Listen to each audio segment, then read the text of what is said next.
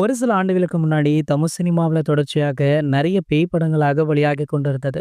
அதுல ரசலுடைய கவனத்தை ஈர்த்த படம் அப்டின்னா, அது காஞ்சனாவும், அரண்மனை சீரியஸும் தான். காஞ்சனா திரைப்படம் பார்த்தீங்கன்னா, இதுவரைக்கும் 3 பாகங்கள் வெளியாகியிருக்கு. 4வது பாகத்திற்கான அறிவிப்ப நம்ம ராகவா லாரன்ஸ் அவர்கள் அண்மையில வெளியிட்டிருந்தாரு.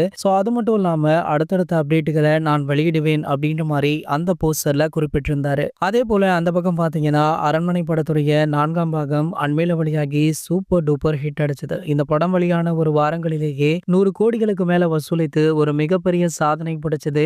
அதனால பாத்தீங்கன்னா நம்ம சுந்தர் சி அவர்கள் உடனேயே அரண்மனையுடைய 5ஆம் பாகத்தை எடுக்க முடிவு பண்ணிட்டாரு. அதற்கான வேலைகள் தற்போது மும்முரமாகவுமே நடைபெற்று வருதாம். இந்த படத்துல வழக்கம் போல இவர் தான் ஹீரோவாக நடிக்கிறாரு. மேலும் ஒரு சில பிரபலங்கள் இந்த படத்துல இணைந்துள்ளதாக செய்திகளுமே வெளியாச்சு. இந்த நிலையில பாத்தீங்கன்னா தற்போது அனைவருக்குமே அதிர்ச்சி தரும் வகையில இந்த படத்துல தளபதி விஜய் அவர்கள் இணைய போவதாக ஒரு செய்தி வெளியாகி சமூக வலைதளங்கள்ல வைரல் ஆகிட்டு இருக்கு. அதாவது விஜய் சாருடைய கடைசி படமான தளபதி 29வது திரைப்படத்துல நடிச்சிட்டு இருக்காரு. இந்த நிலையில பாத்தீங்கன்னா சுந்தர் சி படத்துல நம்ம தளபதி அவர்கள் ஒரு கெஸ்ட் ரோல் பண்ண போவதாக வெளியான செய்தி பலருக்குமே அதிர்ச்சியை கொடுத்திருக்கு. இது போன்ற சினிமா செய்திகளை பத்தி நீங்க உடனே தெரிஞ்சுக்க நம்மளுடைய தளபதி 360 அப்படின்ற நம்ம சேனலை சப்ஸ்கிரைப் பண்ணிக்கோங்க.